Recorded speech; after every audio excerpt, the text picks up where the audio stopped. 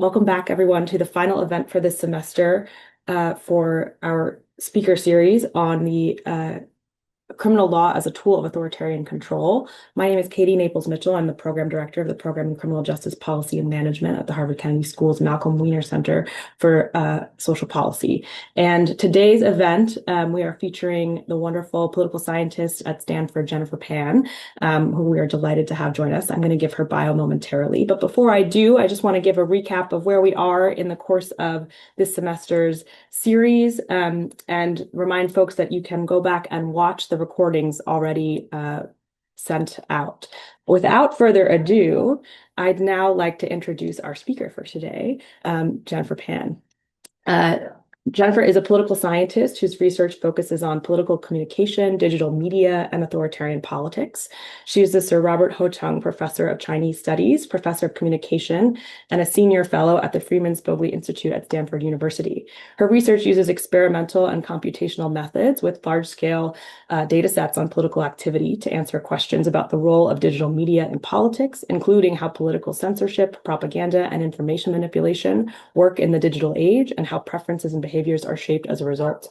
She graduated from Princeton University summa cum laude and received her PhD from here at Harvard in the Department of Government. Welcome, Jen, and thank you so much for being here. Thanks so much for having me. It's great to be here today. So I'm going to be talking about a paper titled Disguised Repression, Targeting Opponents with Non-Political Crimes that Undermine Dissent. And this is joint work with Xu Xu, who's at Princeton, and Yiqing Xu, who's a political scientist here at Stanford. I just want to make sure I'm sharing the PDF. Perfect. That works Okay. perfectly. Okay, perfect. Okay, so just a little motivation for this study. In 2020, Ren Zhiqiang, who's a real estate tycoon in China, was sentenced to 18 years to prison for corruption. Many people think that actually his crime was not corruption, but that it was criticizing the Chinese Communist Party, in particular the top leaders of the party. And in China, his arrest is not unique. There have been other outspoken critics who've been sentenced to kind of non-political, what we'll call non-political crimes. And we also see this outside of the Chinese context in countries around the world where political leaders, the opposition leaders, have been charged with crimes seemingly unrelated to their political dissent. So the question that we set out to answer in this paper is, why do authoritarian regimes punish political dissidents with these non-political crimes when many of these same countries have passed laws that make political activism and political opposition illegal? So why not simply use those laws? Why charge these political dissidents and opponents with non-political crimes? So I'll lay out our argument and then talk about an experiment we conducted to test our theory, and then a case study to validate this idea in the real world. Okay, so I'll start out with some definitions. The first is kind of, what do we mean by repression? So, state repression we're defining as actual or threatened use of physical or psychological sanctions that are taken by the state in response to challenges against either the state as institutions, practices, or personnel. So, that is a wide range of actions that range from physical repression to the use of threats.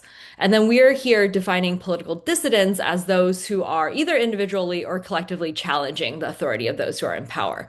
And I just want to emphasize that what constitutes a challenge will really differ by context. In some contexts, a challenge would be insurgency.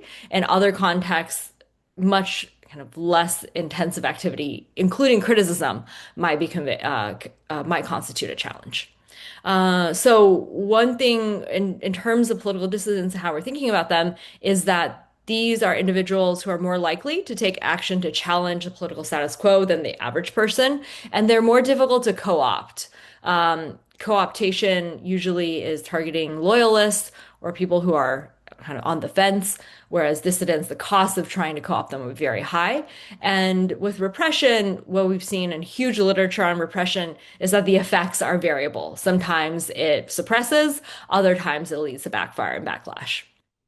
And especially this kind of idea that repression backfires at times is a motivating factor for this study. So in the past decade, popular protests have become increasingly frequent way in which non-democratic regimes are challenged. So if we look at data from kind of the mid 1900s to 2000, most authoritarian regimes changed because of coups. But since 2000, mass movements have led to more regime change for authoritarian regimes than coups. And kind of in the same time period, a majority of authoritarian governments have faced at least one large-scale anti-government protest. Um, and so, how does this tie to repression? A lot of times this popular mobilization is linked to perceptions of injustice and the illegitimacy of those in power. And then when there is repression, punishing those opponents for their political activity, that can inflame perceptions of injustice and catalyze mobilization. I'm not saying that repression always backfires because there are times when it's effective, but this is why direct repression can backfire.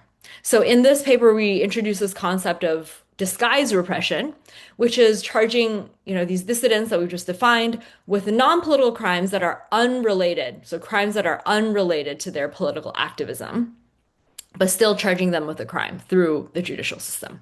So, example, Xue Manzi was a vocal online critic of the Chinese Communist Party in the kind of 2010s, early 2010s. If he had been charged with online criticism, which is illegal political activity, we would say that's blatant repression. That's a charge related to political activism. But instead, he was actually charged with soliciting prostitutes and group licentiousness.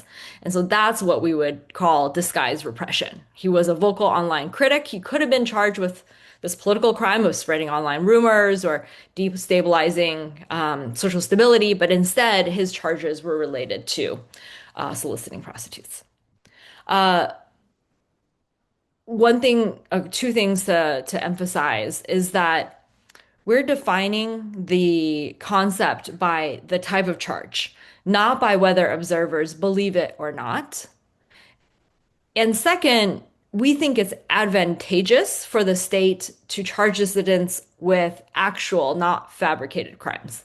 That's not to say that it has to be actual, but that there are advantages to charging dissidents with actual rather than fabricated crimes. And I'll get into that later on. And the main argument around why use disguised repression is that is really around moral authority. The idea that moral authority is a resource for mobilization and protest, and those who serve as moral role models are expected to adhere to a moral code. And it's often on the basis of that morality that they're challenging the state. And so disguised repression, what it does is damage that moral standing, the dissidents' moral standing, painting them as people who violate societal moral codes. And what we expect then to happen is that there should be lower support for the dissident, for their political causes by people who are observing kind of what is happening and the repression that is happening. The second is that disguised repression then kind of reframes repression as just punishment for immoral and criminal behavior. So we would expect it to increase support for repressive actions like arrests and detentions. Third, so back to this point that we're defining this concept not by whether people believe it or not, it still will create cleavages among supporters because some people will think this is just a cover for political repression. Others might actually believe the charge. Still, others might not be sure what they should believe. But that in of itself will create cleavages among supporters. So overall, it will decrease willingness to dissent. And this is kind of thinking about mobilization and the underpinnings of mobilization that you're more likely to speak out if you know that others are going to as well. But if you then see cleavages among supporters, then you're less certain how many people are supportive of this cause, and thus that decreases your willingness to dissent. And then finally, we expect this strategy to induce self-censorship among other dissidents because it changes the cost of dissent. Usually, when you dissent, you think, when I go out there, I might be penalized for my political activity. But what disguised repression shows is that in addition to being penalized for your political activity, if you have other skeletons in your closet, those might be revealed as well because of your political activity, even if they're unrelated to your political activity. So I think it's also important, given that these are what we expect to be the outcomes of disguised repression. Why shouldn't authoritarian governments use it all the time? And mainly, it's that there is a cost. It requires time and effort to identify a non-political crime, because these authoritarian states, still follow the normal rules and procedures of the judicial system. Um, uh, and so they have to go through these processes. So we expect, because of these costs, that the strategy will only be used against individuals with greater mobilization potential. And then you have blatant repression used for those with less mobilization power to also send a political signal of what is and is not politically allowed. The scope condition, the most important one, is that there is legal capacity and a judicial system that has to have some independent credibility. Because if the judicial system is only seen as a tool of kind of political control, then using it will not confer the kind of benefits, the effects that I just discussed. Okay, so these are kind of a summary of what we expect to observe with disguised repression. That'll decrease support for the dissident, it'll increase support for punishing the dissident, decrease supporters' willingness to engage in dissent, increase self-censorship among other would-be activists, and that this strategy is more likely to be used among those with larger followings. Okay, so I'll show you two types of evidence for this argument. The first is a experiment. It's an online experiment conducted in China with a nationwide sample. It's not a representative sample, but it is a sample that is diverse in terms of geography, education, socioeconomics, and demographics. So this is how the experiment goes. We have screening to make sure we are reaching people in China who are adults. Then we have some pre-treatment measures I'll talk about in a moment.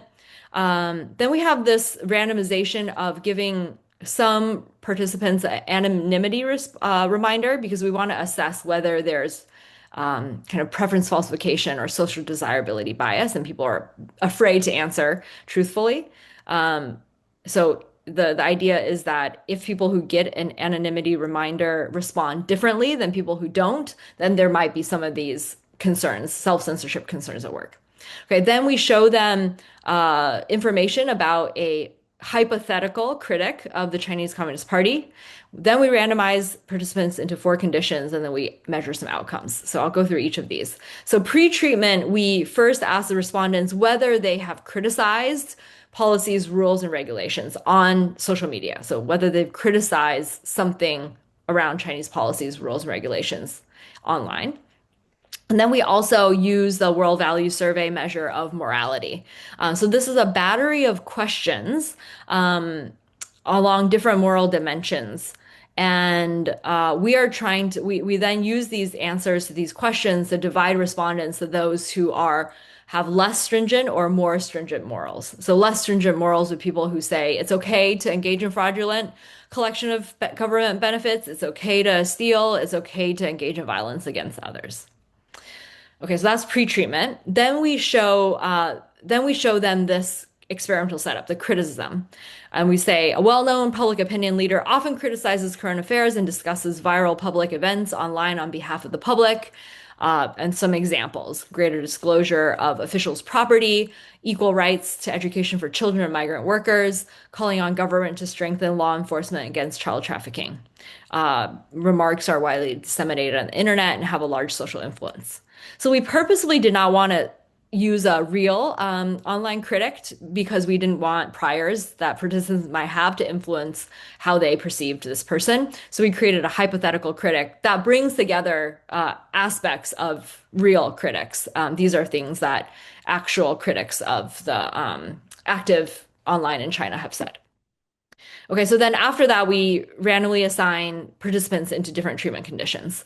And this is the pure control condition where we provide no further information. Then we have our first treatment condition, which is the blatant repression.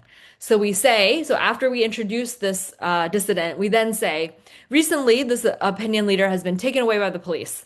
After a period of investigation and evidence collection, this person was charged with publishing and disseminating harmful information and was formally arrested. The police then disclosed some more detailed incriminating evidence, including testimony.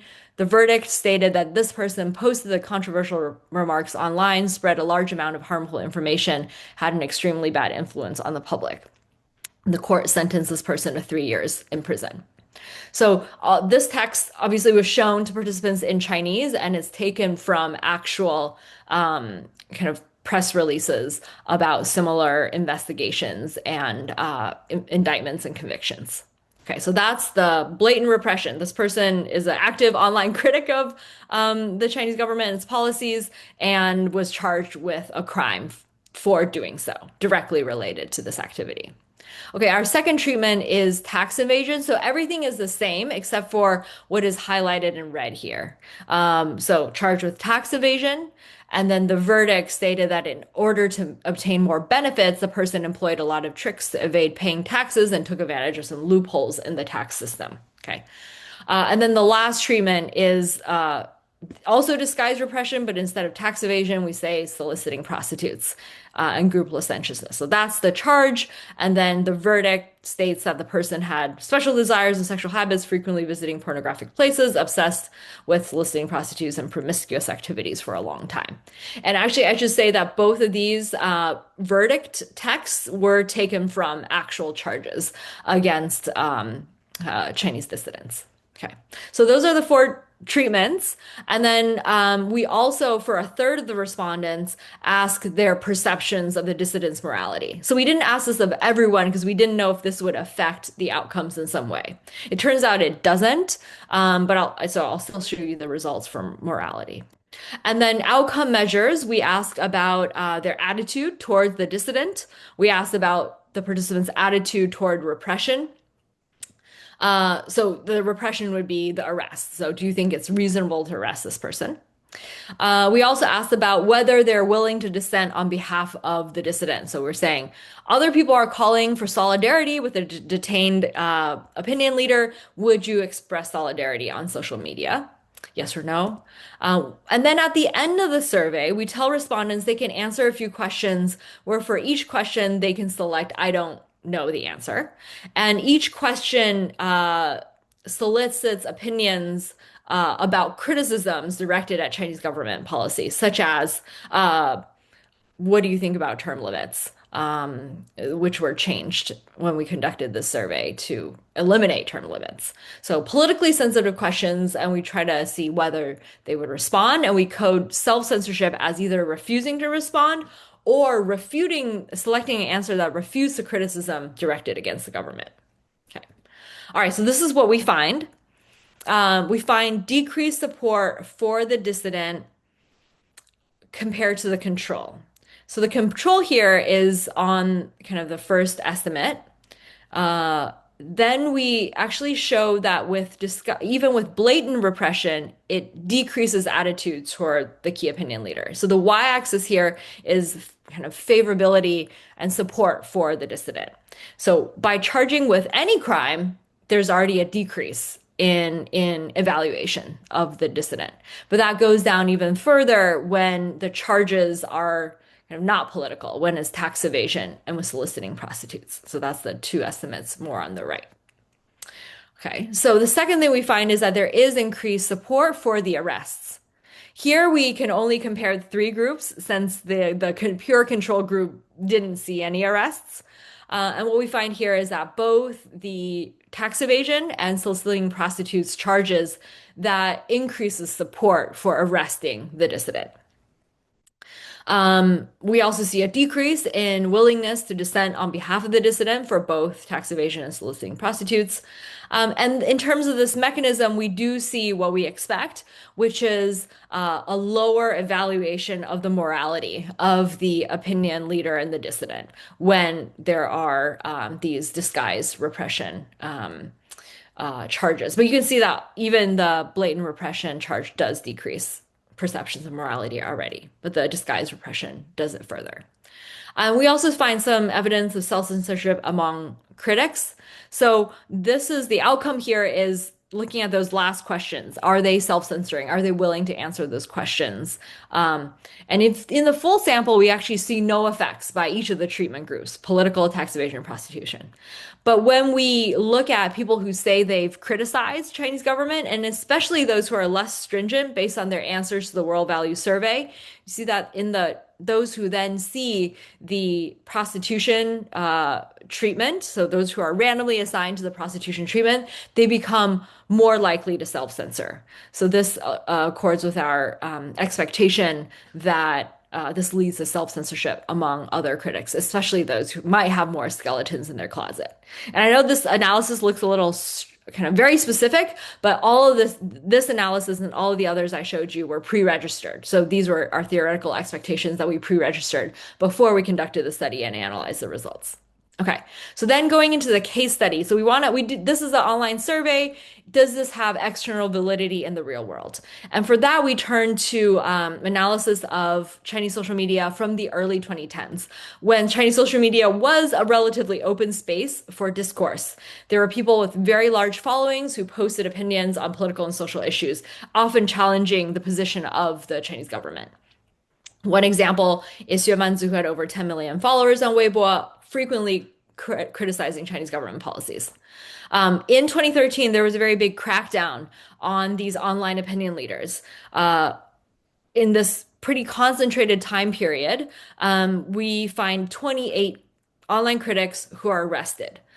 17 of them are charged with political crimes. So gathering crowds to disrupt public order, illegal assembly, disrupting public order, picking quarrels and provoking trouble. So those are what we would consider blatant repression, criminal charges that are related to their political activity.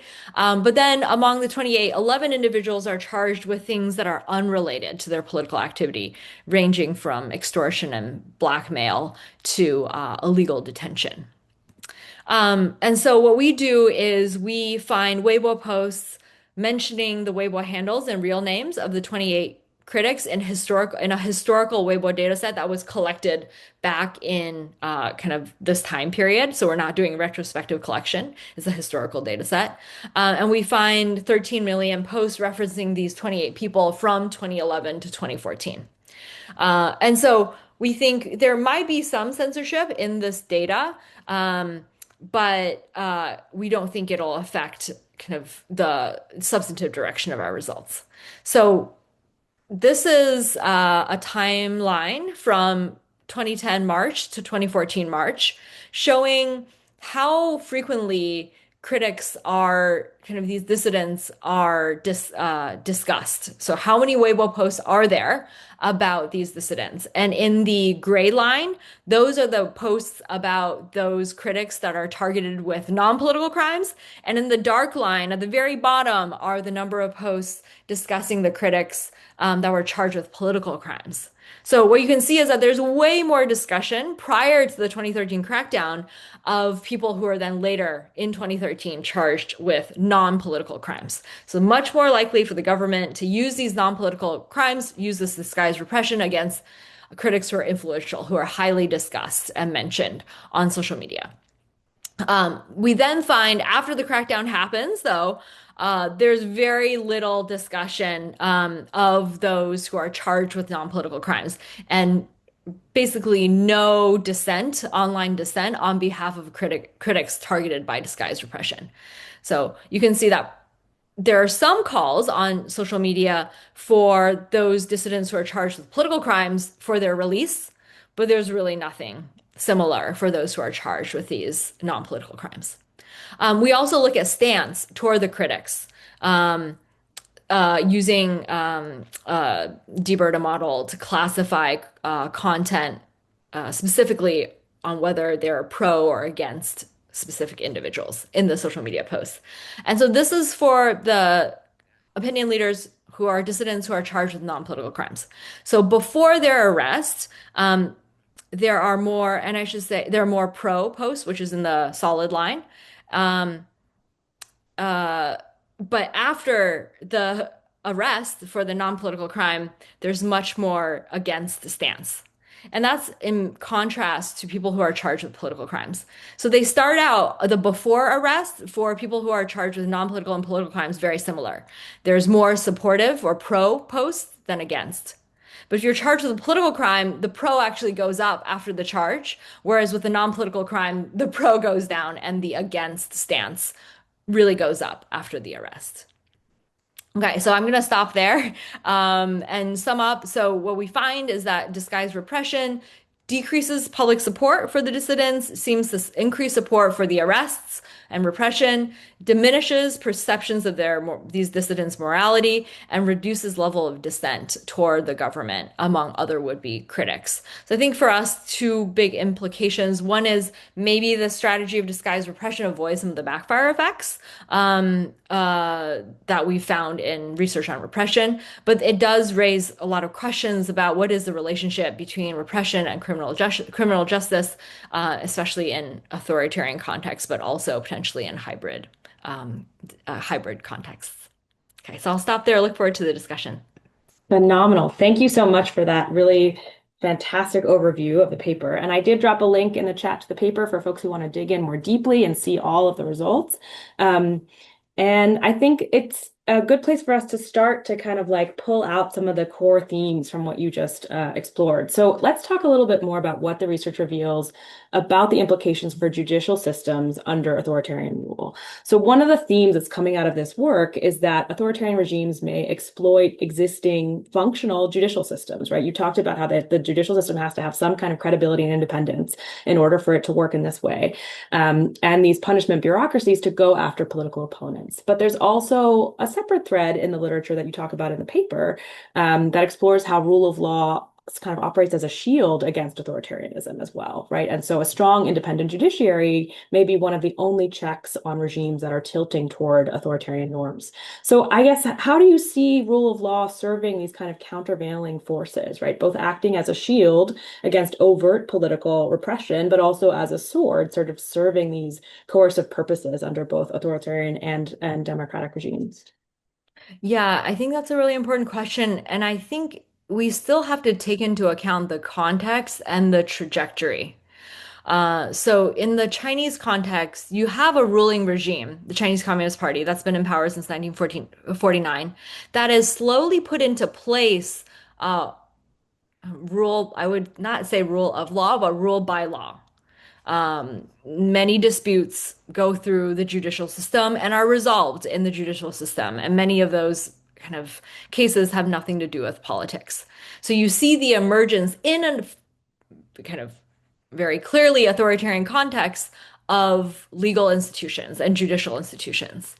I think we need to separate that context from a context where you start out with strong democratic institutions and rule of law, but there's democratic sliding, where some of those institutions, maybe including the judiciary, but other institutions, whether it's media, whether it's electoral institutions, are experiencing some sort of democratic backsliding, becoming more authoritarian. I think in those cases, then because there has been rule of law from the very beginning, that's where judicial systems can act as a kind of bulwark or protection against the democratic authoritarian tendencies.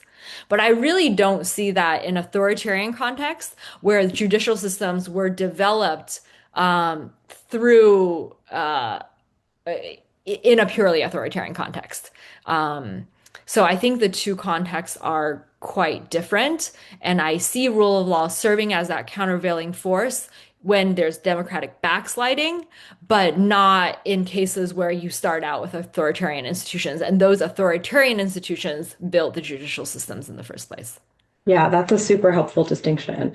Um, One of the other findings in the paper is about this kind of popular support for repression arising from perceptions of dissidents compromise morality, right? So in other words, seeing dissidents as imperfect moral actors, right, who are engaged in other wrongdoing, and that sort of undermines the legitimacy of their political messages and their sort of force as a political actor themselves, right?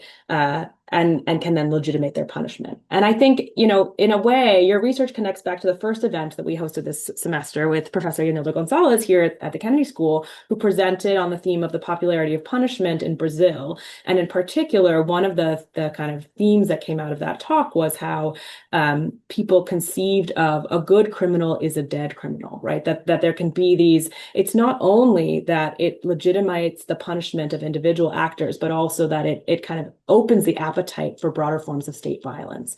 And I wondered if that's part of the trade-off that you're seeing in your research as well, right? So the state is able to claim moral authority in its criminalization campaigns in a different way related to those non-political crimes, right?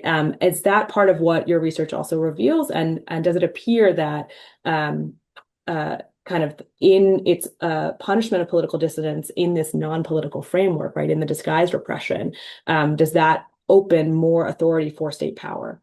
Yeah. So I think it could definitely be the case that the state then is able to claim more moral authority by undermining the moral authority of its challengers, or at least among some bystanders. That could be the case. I don't know. We don't show that directly in this context.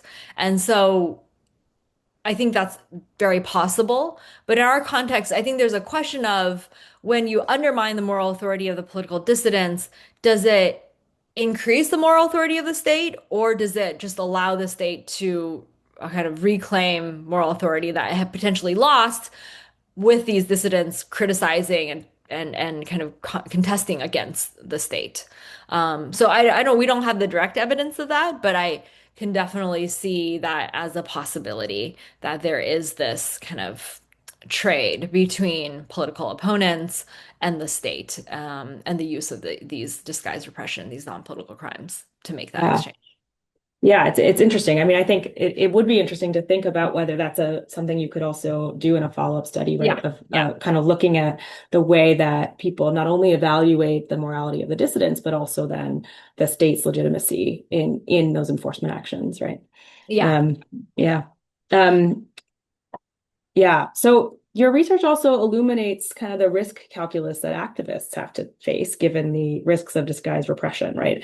So people taking mundane actions, I think you give an example of like jaywalking in the paper, right? But you talked through a whole range of crimes that people can be charged with, whether it's things that are sort of generally thought of as a scandalous or morally repugnant, or things that are more kind of like petty financial crimes, right? But that any wrongdoing can then become kind of the basis for punishment and can also be exposed to the public, right? And there is sort of like a media component to this too, right? Of people being undermined based on their public image, and that the kind of role of stigma in criminalization being a big component of this too.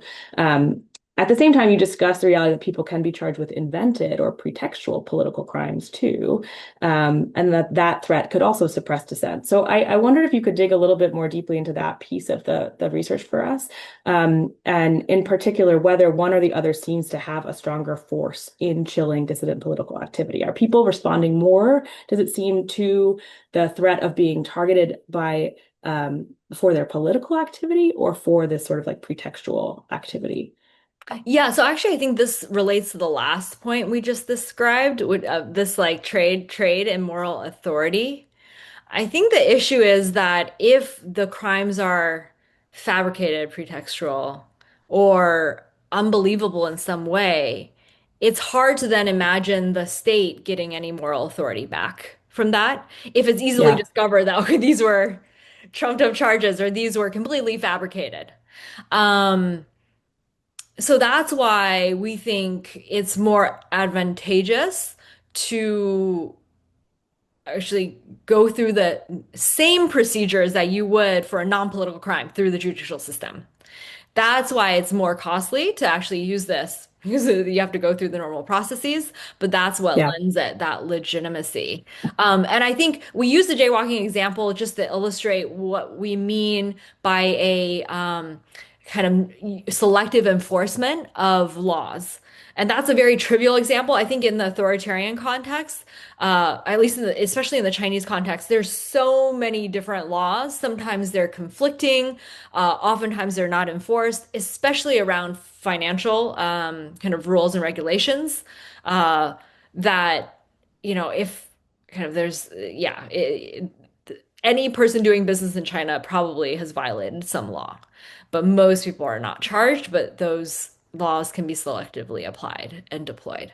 Um, totally. but even in that context, I wouldn't say that they're only ever selectively deployed for politics, for political reasons. That's what makes this more believable. That's why it's disguising repression, is that so these tax evasion charges, probably most tax evasion charges are non-political, but then some of them are political. So it's going into the kind of normal operations of the law.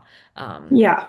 And in that way gives the state cover, right? yes, Because yes, there is that broader sweep of this being a kind of existing enforcement priority for the state. yes.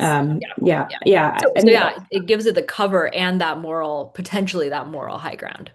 exactly, yeah. And I think, just to your point about the kind of broad sweep of these laws and that anyone could find themselves in violation, I think that concept really resonates in criminal law in the United States as well. One of the kind of primary vehicles by which police engage in the kind of most common point of contact between police and the public in the US is in traffic stops. And the existing rules that allow for pretextual traffic stops, where the police might have interest in investigating a crime, but not actually evidence to support that crime, but they can stop someone for any kind of driving violation and then use that to continue to engage with that person and see if they can develop evidence of that investigation, right? We see that here all the time. And so just making that connection for us and thinking about the ways that the existing bureaucracy, the kind of criminal punishment system, can then be weaponized as you get into this democratic backsliding like you talked about, right? Mhm. Um, Okay, we are getting questions in the chat, so I'm going to pause shortly. I'm just going to ask you one more, which I think is sort of teed up by that last point, which is, your work examines these prosecutions of political dissidents as political prosecutions, right? That the person's identity as a political dissident sort of makes the prosecution political, regardless of the underlying substantive charge. And so I wonder about how your research kind of helps us see the use of criminal law as a political tool, even outside of the authoritarian context. In other words, if you think your research contributes to a broader notion that all prosecution can be political, or that all punishment for violation of community norms is sort of a political choice, and how we kind of make sense of that in the context of our existing criminal codes. Okay. Yeah, I think that's a really important question. I wouldn't go so far as to say that the paper argues all prosecutions are political. Yeah, That there's a kind of the political element is in the selective enforcement. Um, but okay, that said, I think context matters a lot. Uh, yeah, and I know we talked about that in the first question, just kind of consolidated authoritarian regimes where rule of law was developed, rule by law was developed in that context versus where democratic backsliding. So a couple of things on democracies. One is that I think it's not clear to me how polarization changes the effects. mm, So in a polarized democracy, let's say Party A prosecutes a figure from Party B for something. It's likely that those in Party B are going to see the political motivation of Party A supporters rather than this as legitimate law enforcement. So I'm not sure that there's going to be minds changed in the way that you might see in a authoritarian context. So, but you could still maybe the undermining moral authority thing, maybe that will work on kind of moderates or swing voters, but not the partisan basis. So I think the dynamic will change if there's polarization in a political context. The second is that even with democratic backsliding, there are institutional checks that exist in democracies that are just not present in the authoritarian Chinese context that we're studying. So, yeah. I mean, there. first of all, we've talked about the judiciary, there is rule of law, not just by law.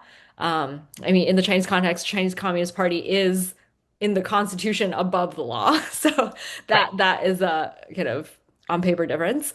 Then you also have potentially media institutions and political competition that can expose that selective enforcement. And that exposure of the selective enforcement could then trigger backlash. And that just doesn't readily occur in the authoritarian context I'm studying for the most part. In China, there's no press that's going to reveal, kind of make these revelations. There's no organized political competition that can really push back.